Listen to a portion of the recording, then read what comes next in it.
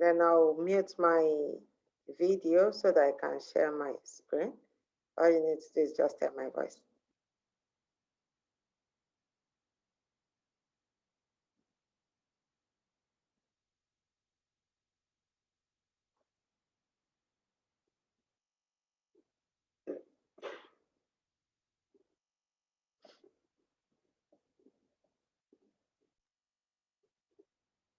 Can you view my screen?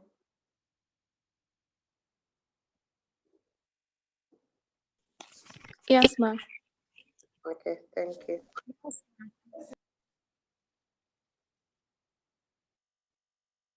So we started our discussions on elements of a valid contract.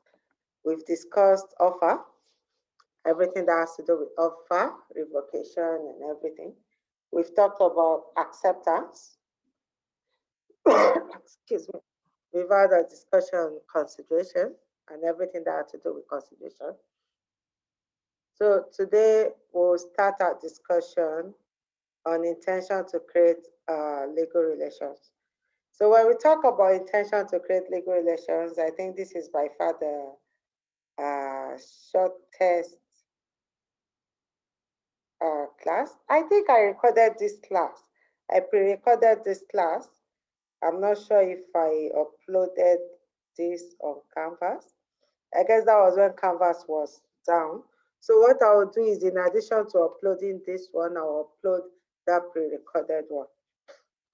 So it's like the shortest topic that we'll be dealing with.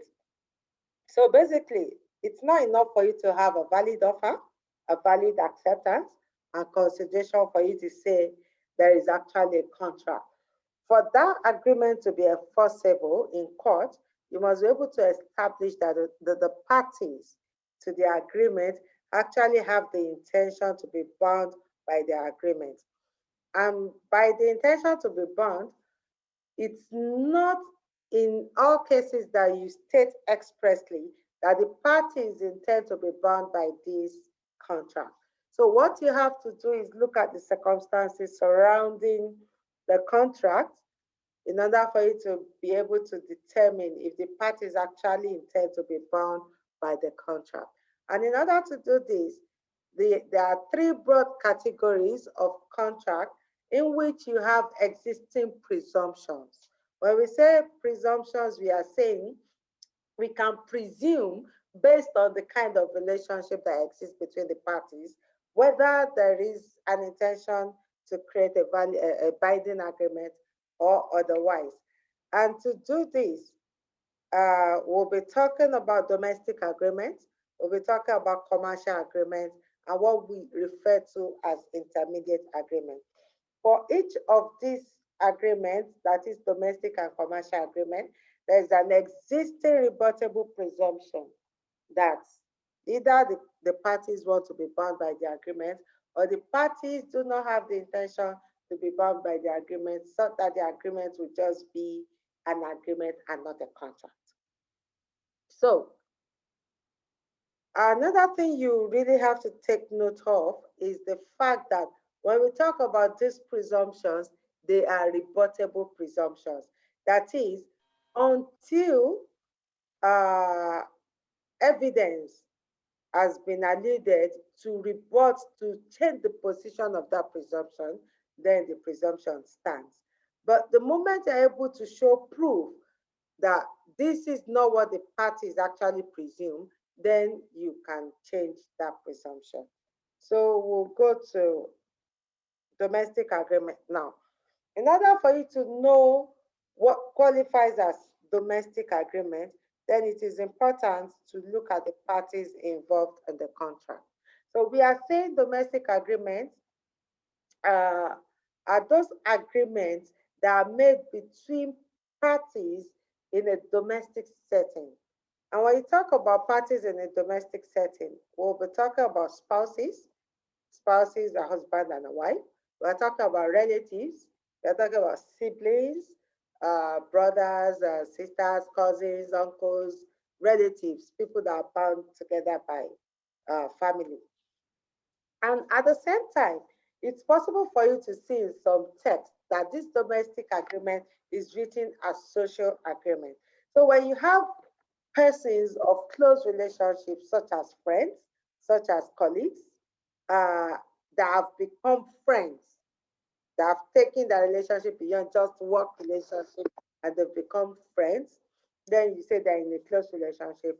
And those people are in a social gathering. So social agreements also qualify under this presumption. So generally, for people under domestic and social agreements, there is a rebuttable presumption that the parties do not intend to be bound by their agreement. So what we're trying to say is until you bring forth evidence to show that the parties actually want to be bound by the agreement, then the court will say these parties do not want to be bound by the agreement. For instance, if your dad promises you that if you perform well in school, if you make straight A's in all your courses, I'll buy you a car.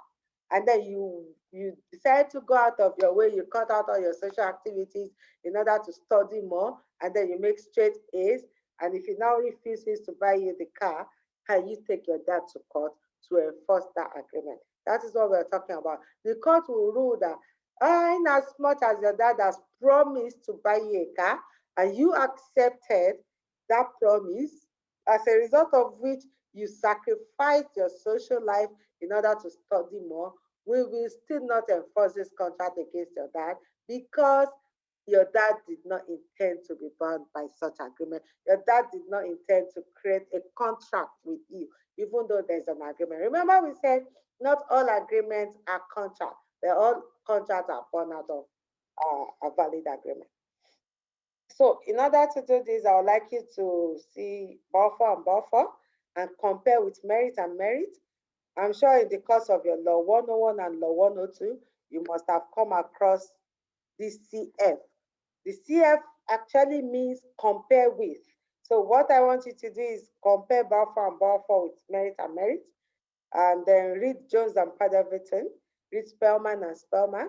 There are a lot of interesting cases on this aspect. So let's move to the next one, which is the commercial agreement. Commercial agreement is just the opposite of domestic or social agreement. We are saying in commercial agreement, the parties intend to be bound by their agreement. By virtue of entering into that agreement, the parties actually have the intention to create a binding contract among themselves and not just an agreement. And that is the presumption. However, this presumption can actually be rebutted by proving that the parties do not actually intend to create a valid agreement. An example of that is where there's an express exclusion in the contract. If the contract contains a clause that probably a clause like this agreement is binding in honor only. When you see an agreement that says it is binding in honor only, it shows that there is no intention to create a contract, and that agreement is not binding.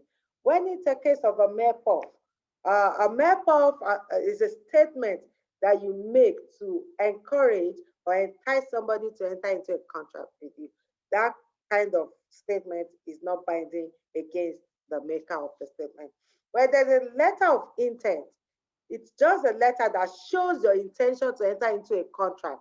That on its own is not a contract and it is not binding. You cannot hold that person down, you cannot pin the person down to the letter of intent and say, oh, because you already wrote a letter to me, show your intention to enter into a contract with me, I acted on that and there's a contract. No, letter of intent is different from a contract. When you have a free gift, or a promise for a free gift that you have not furnished consideration, then there is no intention to create a binding agreement. And the burden of proof, I'm sure you must have dealt with this in your Law 101 and Law 102. The burden of proof is just like burden of proof in civil cases. It's based on preponderance of evidence. He who asserts must prove. So whoever among the parties that is asserting that there is no intention to create a binding agreement must be able to bring forth evidence to show that the parties do not actually intend to create a binding agreement. See the case of color like carbolic smoke ball, where the company claims that they do not intend to create a binding agreement and their statement was just an advertisement, are not intended to be taken serious. But the court had to analyze it and say, no, this is a unilateral offer which was accepted and acted upon by way of consideration, and there is actually an intention to be bound and create a valid contract. So you can also see the case of Rose and Frank and Crompton Brothers Limited. So there are instances where it is possible for you to say, even though the parties involved in this case or in this contract, by on the face of the parties themselves, there is no intention to create an agreement. But when you're able to bring evidence to show otherwise, then that agreement would no longer be a social or commercial or social or domestic agreement, but crosses the bound and becomes what we call intermediate agreement. So, in other words, what we are trying to say is the moment you're able to report the presumption of intention to create a binding agreement, then that agreement would no longer be a commercial or a domestic agreement again, but will become an intermediate agreement. And in situations where you are not certain whether it is a commercial agreement or it is a domestic agreement, it is always better to classify it as an intermediate agreement in order for you to now look at the case subjectively on the merit of each case to determine whether it is domestic or commercial. And in doing that, you really want to pin it down to consideration. That is consideration offered in this instance. And then you have to look at each case on its own merit and examine it from a reasonable man's point of view to determine whether it will be binding or not. So, in cases where probably the domestic relationship among the parties has been strained, maybe the relationship has been destroyed, probably a father and a child that have not been living together. Maybe the child does not even know the father. The child just know that, oh, I have a father somewhere. I've never met my father. And maybe the child is meeting the father for the first time. They don't even have that father and child relationship. On the face of it, by saying, oh, this is my dad and this is my child, you can easily say, oh, any agreement is domestic. But because they do not have that father and child relationship, any agreement between those people will be deemed to be an intermediate agreement and will be deemed to have the intention to be a contract and be binding against the party. Excuse me. In the same way, where you see a supposed commercial agreement that has been laced with maybe a revocation clause that says the contract should not be binding, then it will not become a binding agreement. At the same time, in instances where probably the spouses are divorced, then even though they were once spouses, if they now enter into an agreement after the marriage has been dissolved, then it is no longer a social agreement or a domestic agreement. And any agreement they enter into will become binding on the parties. So basically, that is what we're talking about on intention to create legal relationship. I want you to ask questions. There are still some cases I want us to discuss, and then we can move on. Do you have questions?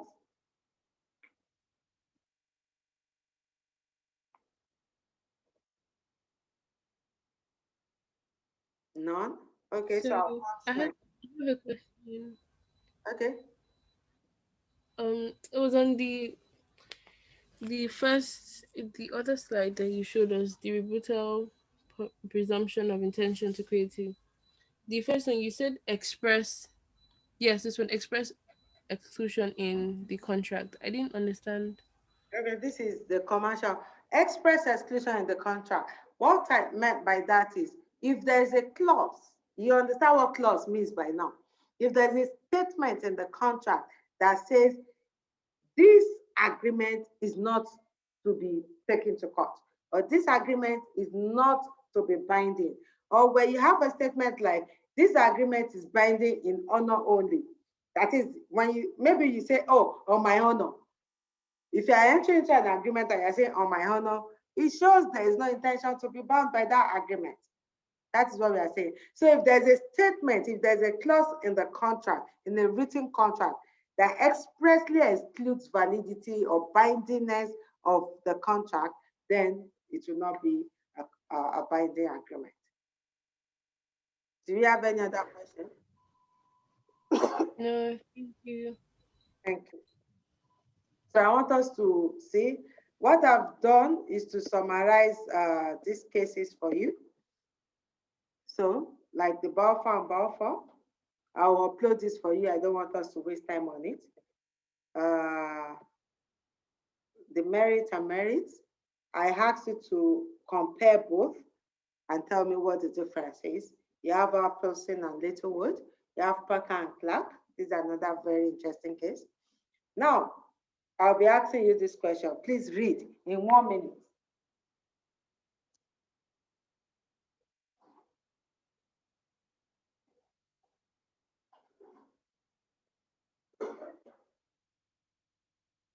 So I'll call you at random. Now that Mr. Hay announced that he will pay 10,000 naira to whoever cleans his garden, his wife, Mary, has agreed to clean the garden and wants to claim that 10,000. Will you say there's an intention to be bound? Esther?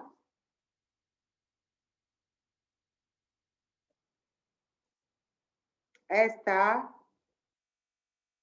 under which category would the wife fall? Esther. Yes, ma. And the wife, is there an intention to be bound by the wife, Mary? What is the status of Mary? His wife. I know Mary is his wife. It's clear from the question. Can Mary enforce the contract against Mr. Hay? No, she Why? can't. Because it's a domestic agreement. Thank you. His ex-wife, Mabel, Favor? Favor? Yes, ma. Can the ex-wife, Mabel, enforce the contract? No, she can't. Why?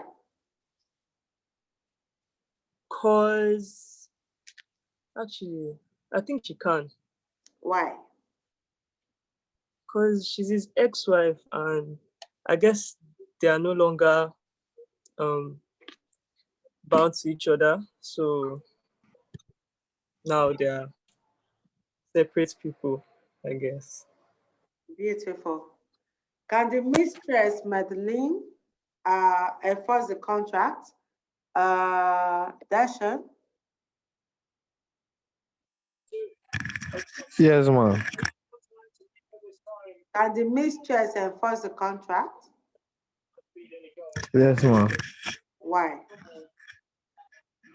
I feel she's his mistress, so I think yeah, she can because they're not married one, so there's no any legal Under effect which on it. category will you classify the mistress?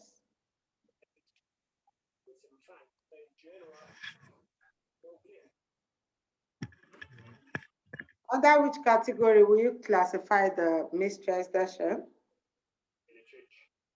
Uh,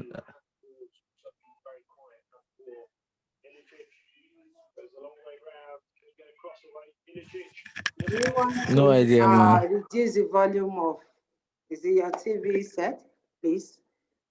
I need you to answer this question. Is the mistress qualified to enforce the contract? You said no, yes. Yes. Under what category will you qualify the mistress from our explanation? So sorry, ma'am. I don't understand what category. Will you say the mistress falls under domestic relationship, social relationship, or commercial relationship? I think it should be under commercial. Why? Because he made an announcement, so and they don't have any relationship. I think it's just because she's his mistress and it's not a legal something like that. I need you to pay attention and listen well. See, you cannot do two serious things at the same time. So please, if you're watching a movie, just pause it for the next one now. Efezino, I need you to take that up. Can the mistress enforce the contract? Efe? I feel she can. She's not domestically connected, so I feel like this falls under commercial, social, because in the real sense she's not related to him or the family. So I think she can. Chioma? Can the mistress enforce the contract? I think she cannot because she has like I don't know, a special relationship with Mr. A in some way. So under which category will you classify the mistress? Domestic. Why? Is she a member of his household? Because okay, no, she's not. She's not a member, but then like it's not like she's working for him or anything. She has like they have something going on, irrespective of the fact that she's not a member of. I don't know if this makes any sense. Okay, so let me just clear the hair on that. Thank you, Choma. The mistress cannot enforce the contract. Even though the mistress, Madeline, is not a member of his immediate household, which makes her not to fall under the domestic fold of Mr. Hay, she would be among the social network of Mr. Hay.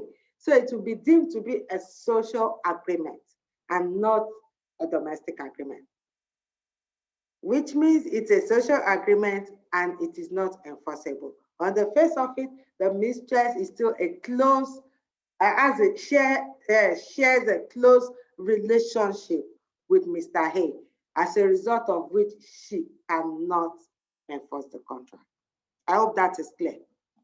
So when we talk about domestic, it doesn't have to be only family relatives alone. Remember, I explained domestic along with social agreement. And I said people that share close relationship with a person are deemed to be in that person's fold, social fold, and cannot enforce the contract on the face of it. Does that make more sense now? Is that clear? Yes, ma'am. Thank you. Yes. Sorry. So, I have a question. Sorry to take you back. I've been no having problem. connection issues. How do we differentiate the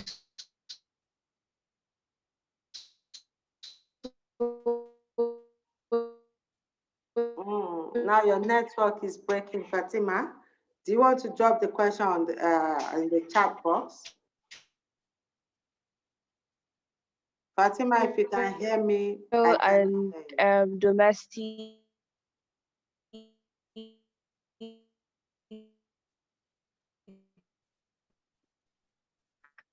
Fatima, please drop the question in the chat box.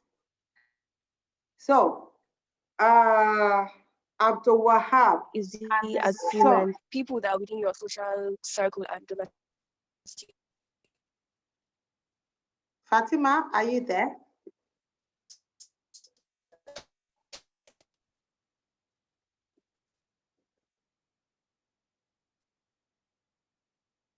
Okay, so the question is, what is the difference between social and domestic agreement? When you talk about domestic agreement, stricto sensu, it means persons within your domestic fold. That is your family, your relatives, your stewards, people that live under the same household with you. Those are people in your domestic fold. But people that do not live under the same roof with you, or that are not related to you by blood or marriage, are in your social fold as long as you share a close relationship with them. They are not your work colleagues, or they could be your work colleagues, but you are very close friends. You are friends, you hang out together, you party together and all those stuff. Then they're in your social network. So you look at it from the normal day-to-day life approach. When you talk about people in your domestic network, you're talking about people, members of your household, not necessarily your family members alone, people that live with you, that you can say this person is my relative. Those people are your domestic network. Then when you talk about your friends, your colleagues that have become friends, your friends of friends that you hang out together, that you know they are in your social network, then you say this is a social agreement. So you look at it from the normal day-to-day classification. So I hope that answers the question, Fatima. So Abdul Wahab, will you say the son, man, can enforce the contract? No, ma'am. Why? Because of the domestic relationship they have. Beautiful. Yes. Mary, is Mary on board? Will you say his nephew, Mike, that he has never met before, can enforce the contract? Mary?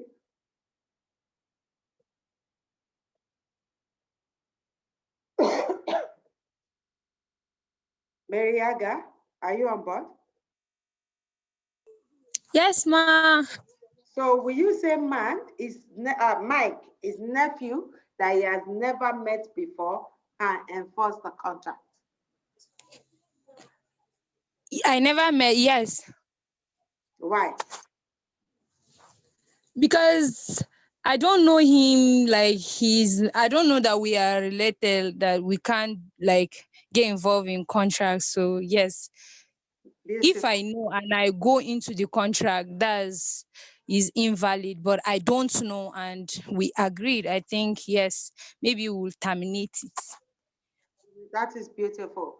The nephew can enforce the contract. Can his neighbor, Mandy, enforce the contract? Josiah,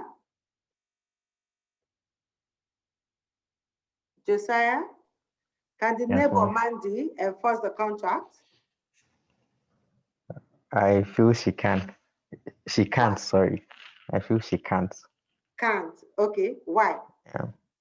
Because it's possible that they have this social relationship already. What gives you the impression that they have social relationship? I don't know who my next door neighbor is. I've never met my next door neighbor. What happens? The question did not tell you whether they share a social relationship or not. So you see how technical this is. So for you to actually answer this neighbor part effectively, Josiah, you can mute. Thank you very much for your position. For you to effectively answer this neighbor aspect, you have to look at it from a subjective approach and you just go for intermediate agreement, because you have to look at it from both sides. That if the neighbor is familiar with him such that they share a social relationship, then the neighbor cannot enforce the contract. However, if the neighbor does not share a social relationship with him and they just go and cordial like just neighbor approach, then the neighbor can enforce the contract. Can his gardener, Molly, enforce the contract? Manuel? Yes, you can. Can the gardener, Molly, enforce the contract? Yes, you can. Why?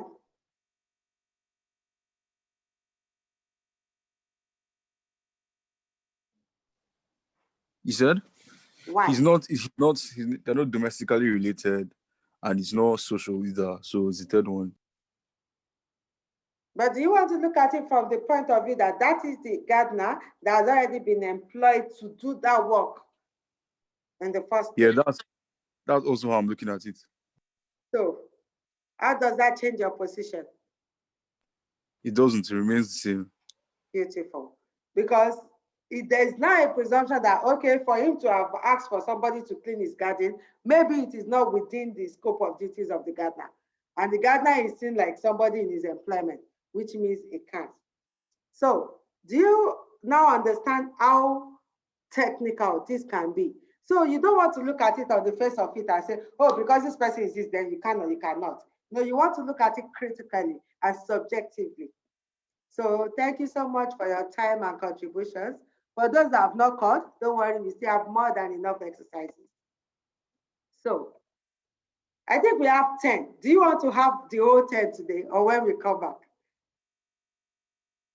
Anyway, I will upload it for you. And this used to be a past question anyway, this exercise too. And I've seen a lot on this. So I don't want us to waste time on exercises. Maybe when we come back during tutorials, we can go back to this. I think I have 10 for you on intention to create legal relationship. I'll upload it. Go and take your time to read and to attempt to answer. So let's move to the next topic. I think we still have time to do that. Let's talk about capacity to enter into a contract. Now we've discussed 4 major elements that must be present for you to have a valid contract. We've discussed offer, acceptance, consideration, intention to create a really good relationship. And the last one that we'll be talking about is your capacity to enter into a contract. It is possible that you have a valid offer, a valid acceptance, you've already furnished consideration under the contract, you've established that you actually intend to be bound by the contract, but you lack the capacity to enter into the contract. What happens? Then the contract becomes unenforceable. So under the capacity to enter into a contract, we'll be considering the position, the legal position of illiterates. We'll be considering the position of infants. We'll look at the position of drunk persons. We'll look at persons of unsound mind. We'll look at position of married women. And we'll look at positions or the position of corporations, that is companies. So who is an illiterate person? I told you I will engage a lot of you today. Aisha. Who is an illiterate person? An illiterate is in this context, is someone who does not understand the language and terms used to write down the contract. Beautiful. That is a very brilliant answer. You've made our work so easy this morning, this afternoon. So, who is an illiterate person? You may want to see the case of PZ and Co. and Gusau and Katoma. So an illiterate person is not, the illiterate in this context is not used in the context of the ordinary parlance of a person that is not educated. An illiterate person is a person that does not understand or that cannot understand the language in which a contract is prepared. Excuse me. So for instance, if a contract is prepared in Spanish, I don't speak Spanish, I don't read Spanish, I don't understand the word of, okay, maybe a few words, I don't understand Spanish. And then you've asked me to sign a contract that was prepared solely in Spanish. For that purpose, I qualify as an illiterate person. So anybody that does not understand the language in which a contract is prepared is an illiterate person for that purpose. So what is the capacity of an illiterate person in an oral contract? Of course, when you talk about oral contract, we are saying this is a contract that is not reduced into writing. This is a contract that was agreed on orally, oral contract. So how do you now determine the capacity of an illiterate person in an oral contract? How did you even communicate your intention or the agreement or the terms and conditions of the contract to the illiterate person in that language in the first place? So the same rule applies. If the illiterate person is able to establish that he or she did not understand the language of communication of the terms of the contract, then that contract is not binding on the illiterate person. Then, in case of written contracts, you need to see Section 2 of the Literary Protection Act, Law of Lagos State, or Section 8 of Land Instrument Registration Law of Western Nigeria. Then you can see, I think, Section 2 of the Literary Protection Act. So the contents are basically the same thing. That whenever you enter into a contract with an illiterate person, in the absence of an illiterate jurat, the contract is not binding against the illiterate person. So the status of the contract is that the contract is voidable against that illiterate person. What does it mean for a contract to be voidable? Amina Ibrahim?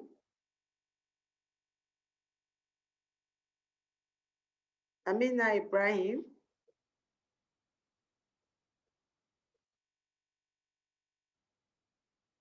So Amina, you just joined us and you are not here. Remember, attendance is compulsory, and not attendance by just logging in. Attendance by participation is what we look out for. Clarissa?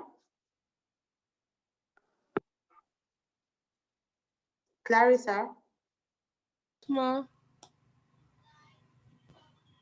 Can you answer the question?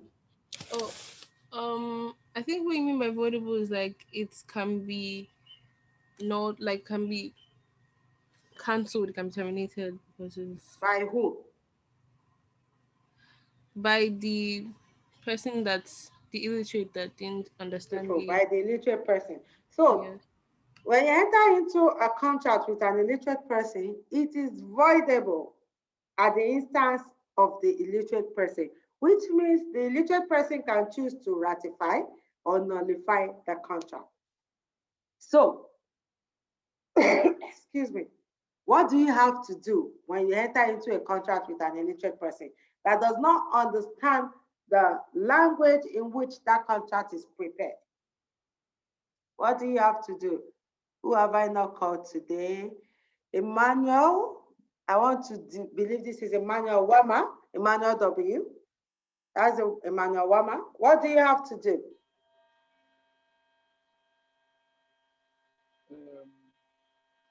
No, you have to try and explain. You have to do what? You have to get someone to help explain the terms of the contract with the illiterate. You are not audible enough. Okay. Can you drop your contribution in the chat box, please? Sorry, ma, can you repeat the question? I said, when you enter into a contract with an illiterate person, what step must you take? What do you have to do to ensure that the contract is actually binding and enforceable against that illiterate person?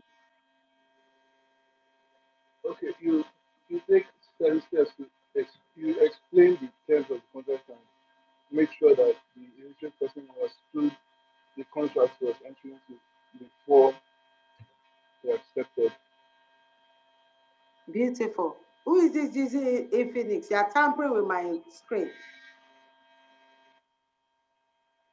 So, thank you, Emmanuel. The person using Infinix is tampering with my screen. I will remove you and block you if you do this again. So, thank you very much, Emmanuel. What you have to do is what Emmanuel has explained. You have to take steps to read the contract to the illiterate person in the language in which the illiterate person understands. And when the illiterate person appears to have understood the content of that document, you tell the illiterate person to append his or her signature or mark. It could be thumbprint. And then you that you have read the content to that person, you also put a statement in the contract. The statement is usually a simple statement that says... Sorry, I understand, sorry. Okay, the statement is a simple statement that has to say the content of this contract has been read to so-so-so person in so-so-so language that he understands. And after he appears to have understood the content, he or she appends his mark or signature. And then you put your own name and date. That statement is called an illiterate jurat. Hello. Now I'm going to ask you a question, and my question is going to Farida. Yeah. Farida, what is an illiterate jurat? Sorry, Ma, what did you say? What is an illiterate jurat?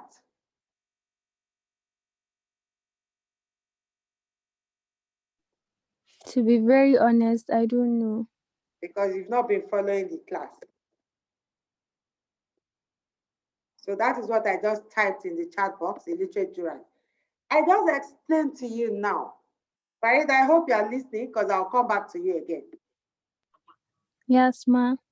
Excuse me. When you enter into a contract with an illiterate person, and the contract is prepared in the language that the person does not understand, you have to get somebody or do it yourself to read the content, all the content of that contract to the illiterate person in the language that the illiterate person understands. And when the illiterate person signifies that he or she understands and is willing to go ahead with the contract, you tell the illiterate person to sign or to append his mark for signature, which could be the thumbprint, or to sign. After that person had signed, the person that read the content of the contract to the illiterate person must also put a statement of what he has done. The statement is usually a short statement that says the content of this contract has been read to Farida Othman in the English language, which she understands, and after she appears to have understood the content of this contract, she appended a signature. Then I'll put my name, Olanike Adelakun, so date, and my signature. That statement that I have put, signifying that I've read the content of the contract in English language, is called an illiterate jurat. Farida, what is an illiterate jurat?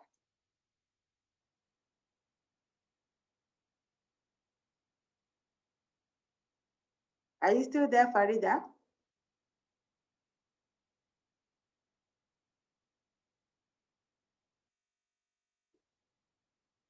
Farida, I can see you are here. Unmute yourself and tell us what an illiterate jurat is.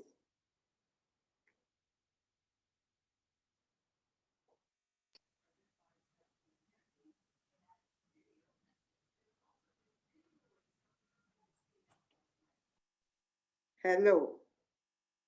Okay. Mimi.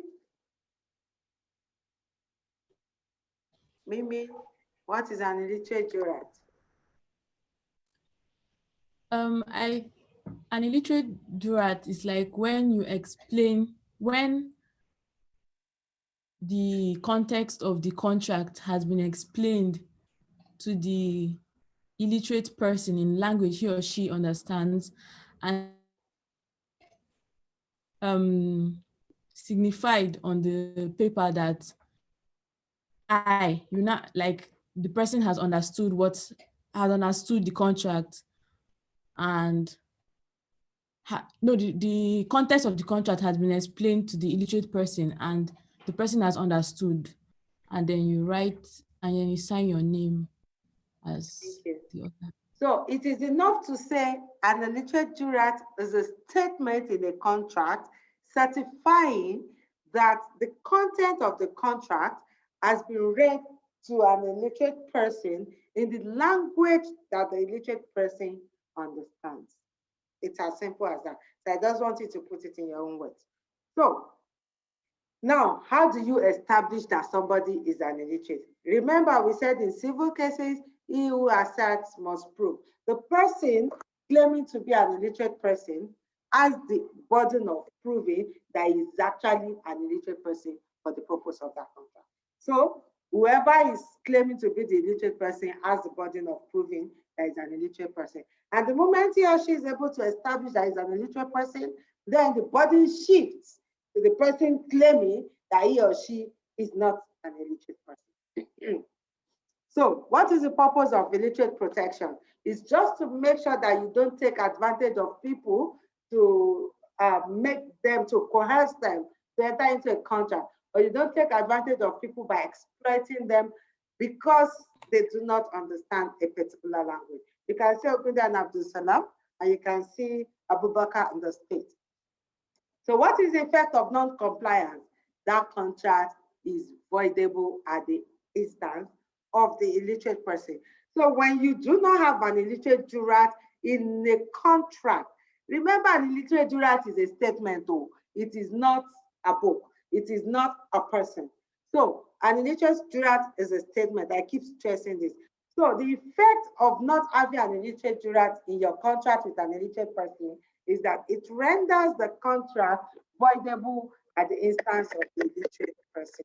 You can see a dog collar and a dog collar. That is one very interesting case that you need to read. So let's go to infant. Who is an infant? Who is an infant? Sorry, Ma, can I ask you a question? Sorry? Can I ask you a question? I want to ask you a Please question. ask. Please ask. So you said that the contract can be voidable if, like, the illiterate states that he didn't understand. Like, at what point can it? Is it after the contract has been finalized, or? Yes, after the contract has been finalized, maybe consideration has moved, and then the illiterate person refuses to fulfill his or her own obligation, and you now want to enforce the contract against the illiterate person. The illiterate person can say, no, I'm not interested in this contract because I don't even know what it means. I don't know what I'm supposed to do under the contract, and I cannot do anything under the contract. That way, the illiterate person has rendered the contract void. Or when you go to court to enforce the contract against the illiterate person, and the illiterate person says, I don't even know what I'm supposed to do, and at what point, because I don't even understand this document I'm holding. I don't speak the language. You did not bother to explain to me. I don't do this. And then the court says, oh, okay, this, and then the person now takes steps to explain to you. I say, okay, now I understand. I will go ahead with the contract and do my own part. So it is at the point, usually at the point when one party defaults, usually the illiterate, and you want to make that illiterate to fulfill his or her obligation under the contract. Did I answer your question, Clarissa? Yes, ma'am. Thank you. Okay, so who is an infant person? Gad Yusuf? Okay. To my understanding, I think an infant person is one that is it's one that doesn't have the knowledge of the contract or what's going on in the situation. Thank you. Noah? I'm sorry. No, you want to add to that? Gad, do you want to add to that? Yes. Okay, please do. Let me re-explain. Okay. An infant person is one who does not have knowledge on the contract or what the contract is all about. Thank you. So how does that person differ from an illiterate? An illiterate might have been briefed about the situation of the contract but does not know what are the do or don'ts of the contract, but an infant does not know anything about it. Like this baby that I'm carrying, right? I'm not the one carrying the baby. So thank you so much. Noel? I think I have two Noel. Noel male, Noel female. Who is around? Are you both here? The female is around, ma. The female. So Noel, who is Yes, ma. illiterate? An illiterate? Yes. Sorry, who is an infant? Okay. An infant is a child or a baby that does not understand anything about the contract. Thank you. Is it because of the baby that you saw? No. the contract. Okay, thank you. I think we lost that at the point due to network. Esther, since you've unmuted yourself, who is an infant? An infant is a person who does not have the capacity to enter into a legal contract. See a very smart answer. We know we are talking about capacity to enter into a contract now. Yes, we know an infant does not have capacity to enter into a contract. But how do you determine who that infant is? Will you say you are an infant? Who is an infant? Um, Okay, I have a volunteer. Grace, who is an infant? An infant is someone who doesn't have capacity to enter into a contract or understand the contract by reason of being underage. Beautiful. By reason of being underage. So what is that age that we are talking about? I think 18 to 21. Give me the authority for that, your age.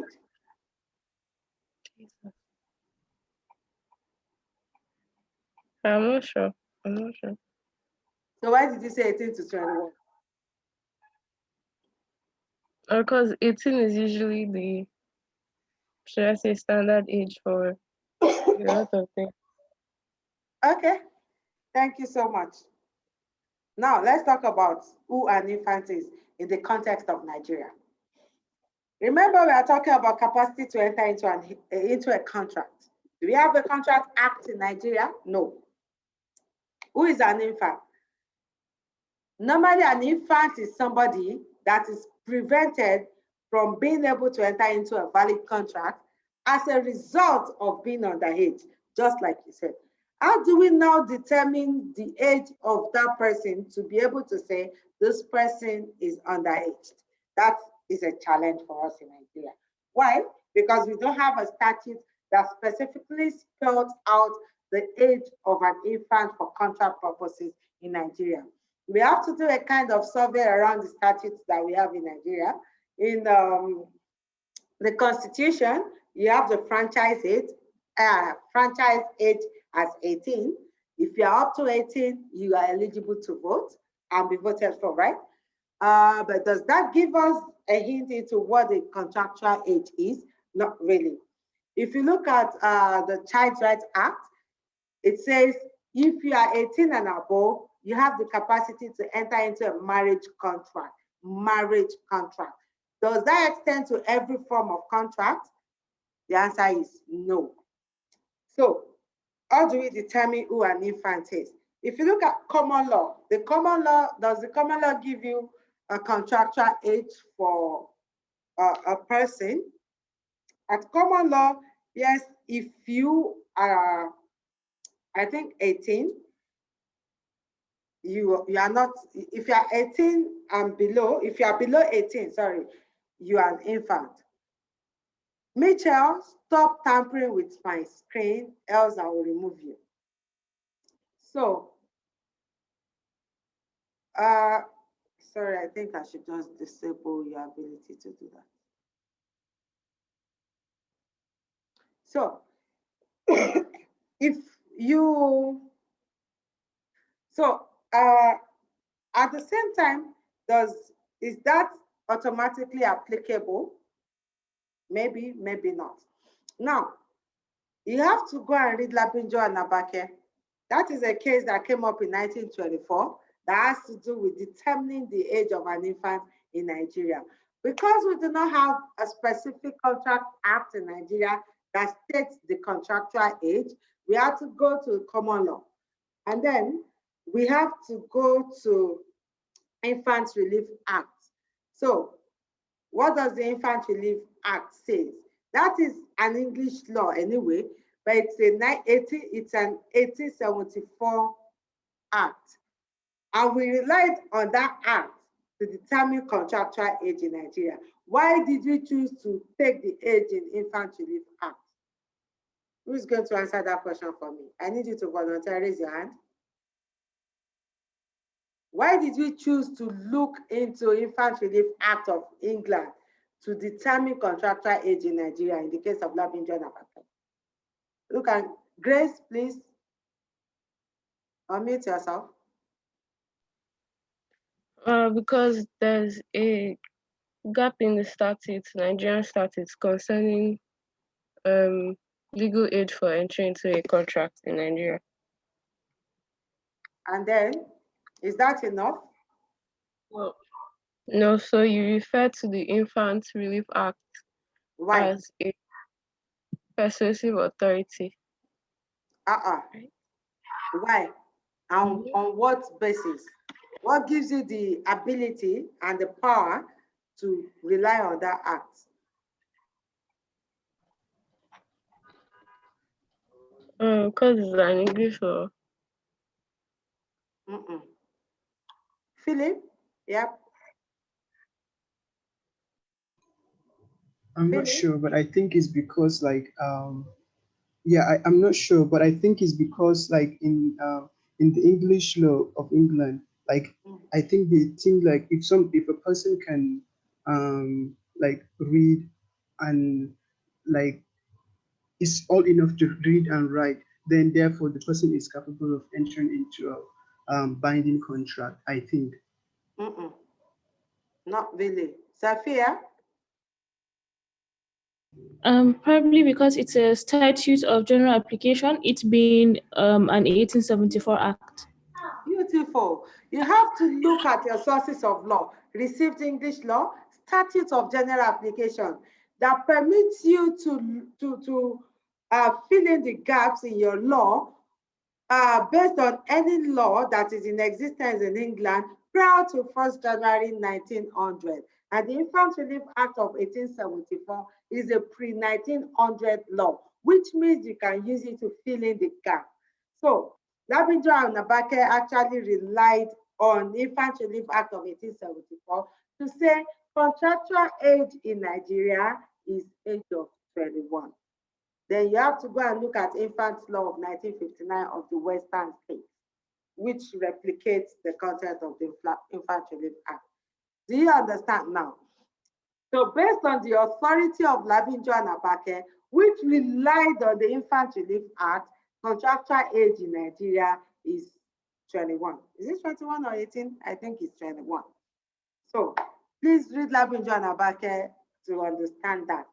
But now you have to look at the existing law in England now. I think even the contractual age is now 16 or so. And we are still sitting on the fact that if you are 21 and below, you cannot enter into a valid contract in Nigeria. Too bad. So what is the effect of contracts that you enter into with an infant or by an infant? At common law, it is voidable at the instance of the infant, such that the infant can choose to ratify the contract when it comes of age, or he can choose to nullify it before it comes of age. However, where the contract is contract of necessaries or for necessaries, then the contract is binding on the infant. And when the infant becomes of age, you can actually enforce the contract against the infant. When we talk of contract of necessaries, we are saying those things that are necessary to the survival of a child. So if that child enters into a contract for food, for shelter, for clothing, necessary clothing, then it will be contract of necessaries, which is binding against the infant or against the next friend of the infant. When you talk about next friend of an infant, we are saying the person in parentis loco of the person loco parentis of the infant. Another kind of contract that is binding on an infant is contract that is beneficial contract of service.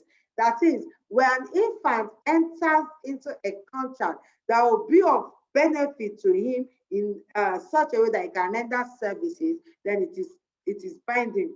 For instance, if a contract enters into a contract if an infant enters into a contract to acquire education or to acquire a skill which is capable of equipping him to make money in future, then that kind of contract is beneficial contract of service, and it is binding against the infant. So, however, when you enter into a binding contract, that is contract for necessaries or for beneficial service, then if you repudiate it within infancy or within a reasonable age, then it will not be binding against you.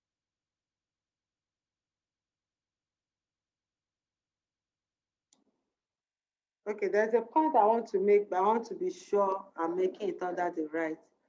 Okay. Okay. So what is the liability for necessaries? You can go and see Nash and Heyman. I think it's a case of a student just like you that needed to buy a winter jacket and went for the expensive one. So in order to determine the liability for necessaries and whether the contract is a contract of necessaries, the court will look at the standard of living that the parents or the guardians of the infant had exposed that infant to, such that it is possible that your own standard of living and what will qualify as necessary for you may not necessarily be the same thing that will qualify as necessary for the next person. So it is subjective in nature. You look at the standard of living that the infant has been exposed to. So please read Nash and Heyman for that.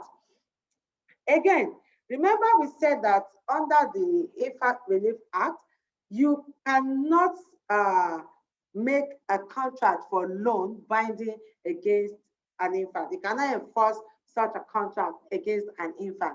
However, where the loan was obtained for necessaries, then you can recover the loan. This is how it operates.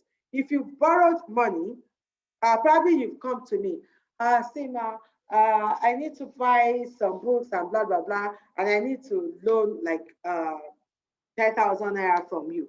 Probably I just presumed you're above 18 and I felt you're no longer an infant, or maybe I asked for your age and you lied to me. Then, if you not ordinarily, stricto sensu, I cannot recover that money from you.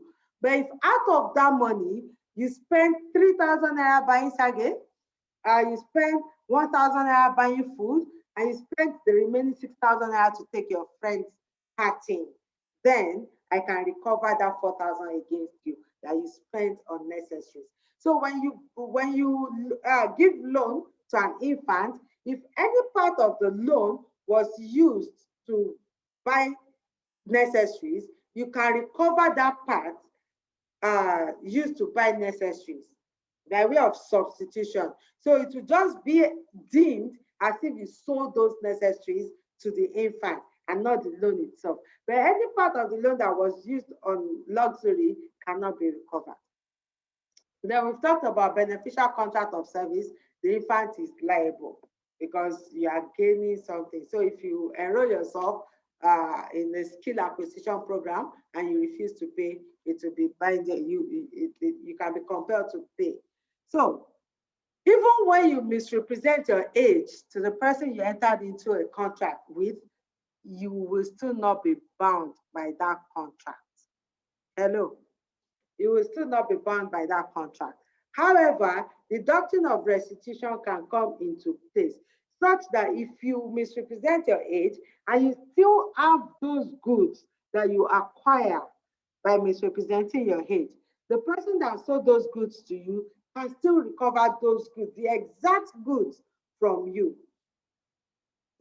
And if you have transferred the goods to another person and you've collected money, maybe you sold it to somebody else, the money cannot be recovered. But if you still have that MacBook that you bought from the campus store, maybe you get to the campus store and they say, let me see your ID before I contract with you, and you present an ID that shows you're 25, which is a fake one. Then, if you are still in possession of that MacBook, then it can be recovered in the way and manner it is at that point of recovery. However, if you've sold the MacBook to another person, then that is the campus store's loss. So, and some people are of the opinion that even if you've sold the MacBook, the money for the MacBook can be recovered. But there are diverse views on this. So I need you to read Leslie and Shell and compare with Stokes and Wilson to understand the conflicting principle on when the infant has sold the goods. So when you lie to get a loan, it is still not enforceable against you. And if it's only if you spend part of it to buy necessaries that you can enforce it. So we still have like 25 minutes. Let's talk about one more. So drunk persons, I'll be treating drunk persons and persons of unsound mind together, that one will not take time. So the position of drunk persons is similar to that of persons of unsound mind. So I'll treat it together. So when a drunk person in the state of intoxication enters into a contract, that contract is not binding on that person.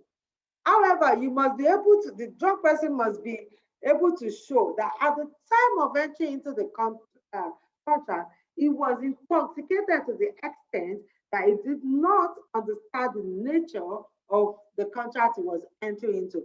He did not understand the nature of transaction he was doing at that point. So if you're able to do that, then the contract becomes voidable at your instance. You can choose to ratify it or to nullify it. And the same thing goes for, yes,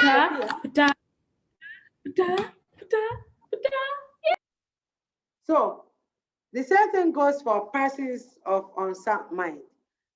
When a person of unsound mind enters into a contract at this state of under the state of unsoundness of mind, then the contract is voidable against that person. However, when it is a contract of for necessaries, food, shelter, clothing, it becomes binding on that against that person. The key word is you have to be able to show that at the time of entering into that contract, you were of unsound mind. If it can be shown that at the time of entering into the contract, it was a lucid interval, that it is at that interval of the state of unsoundness of mind that you really know what you were doing, then the contract will be binding against you. So what is key is to show that at the time of entering into the contract, it was in the state of unsoundness of mind. So that is that. It's straightforward. But when it is contract of for necessaries, it is binding. So okay, I think we still have time to just complete this. Married women. Now, who is going to take this for me? Do you think a married woman has the capacity to enter into a contract without the consent of the husband? Ephraim. Where's Ephraim? Here, ma. Do you think a married woman has the capacity to enter into a contract without the consent of the husband? Ma, yes, I think so. Yes, she should. I've told you don't give me a yes or no answer. That is not acceptable in law. You must be able to argue your position and justify it. Oh, ma, okay, I think I'm not sure exactly why, ma, but I think they should. Safia? Sorry to take you back, Ma. I was going to ask about the drunk person. Spoke about how it is void or voidable. I didn't quite get that part. I said, excuse me, when you enter into a contract with a drunk person at the state of intoxication, then it is voidable at the instance of the drunk person, such that the drunk person can choose to ratify or nullify the contract. However, it must be shown that that person was intoxicated at the time of entry into the contract. Are you clear now? Yes, ma. Thank you very much. Okay, so back to you, Sophia. Do you think a married woman has the right or the capacity to enter into a contract without the consent of the husband? Yes, ma. I think she can, because if the contract is regarding her alone as a person, she can. But if it is going to have an effect on the husband, then yeah, there has to be a consent of the husband.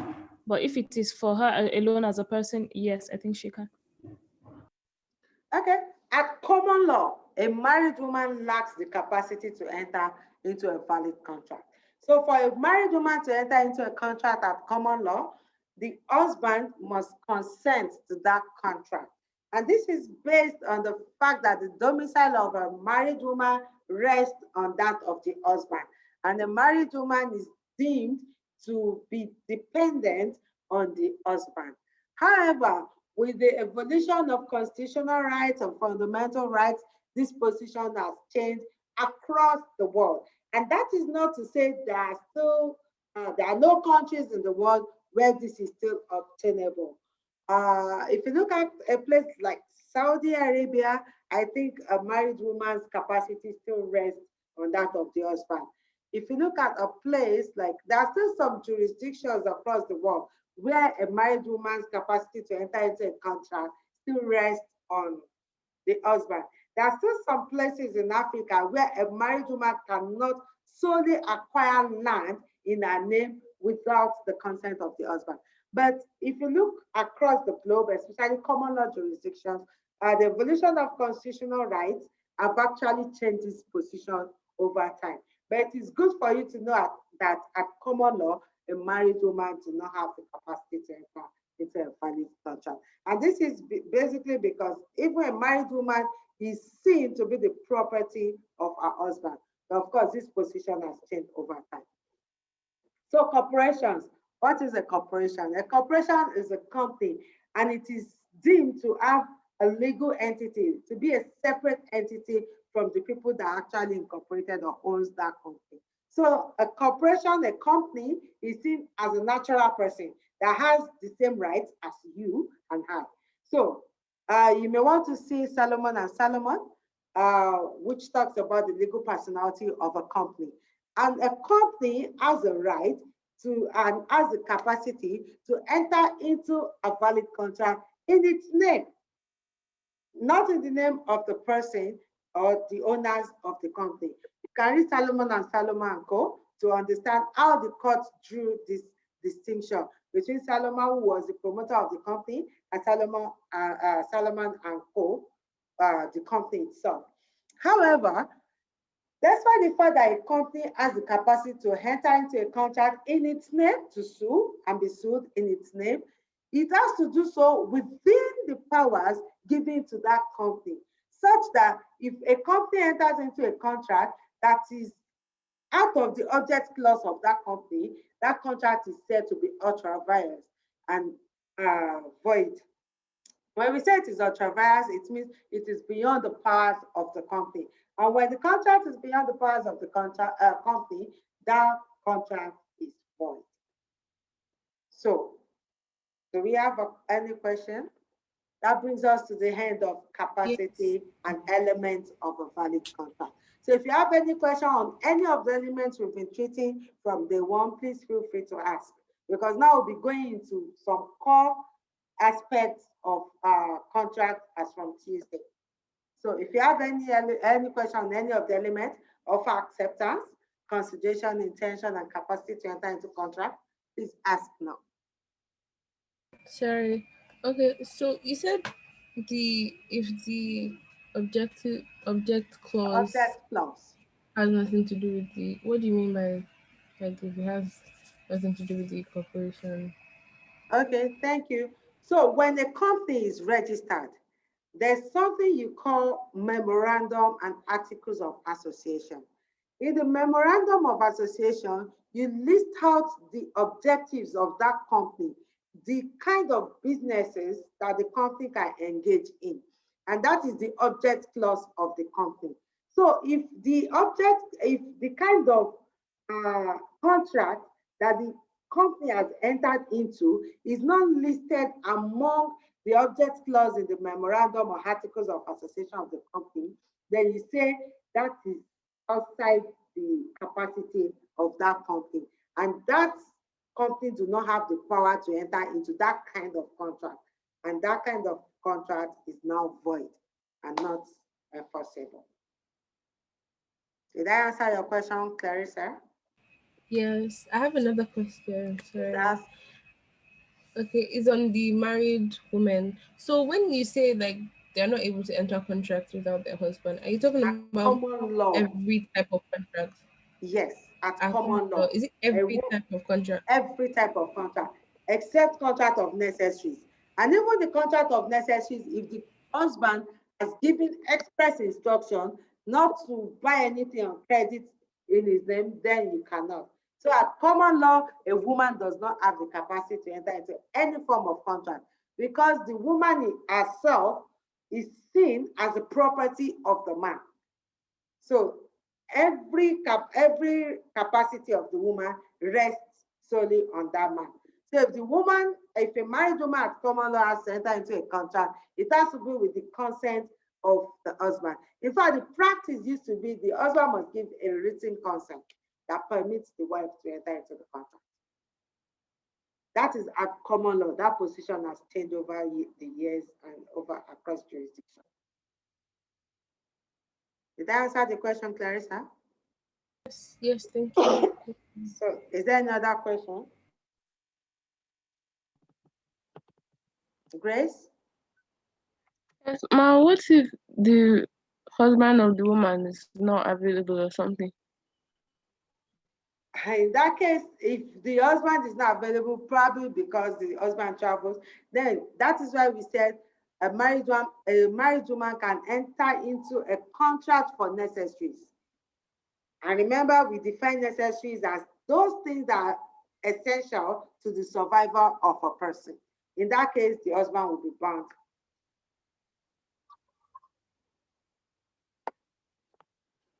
Does that answer your question, Grace? Yes, thank you, Ma. Do you have any other question? Or can I exit? Can I stop sharing my screen?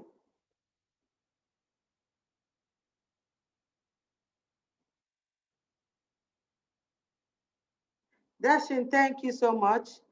So the age in Labinjo and Abaka is 21. Thank you so much for that.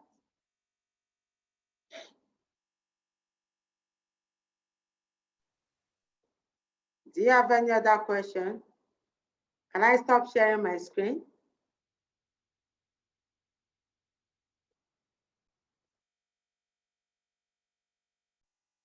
Okay, Efe.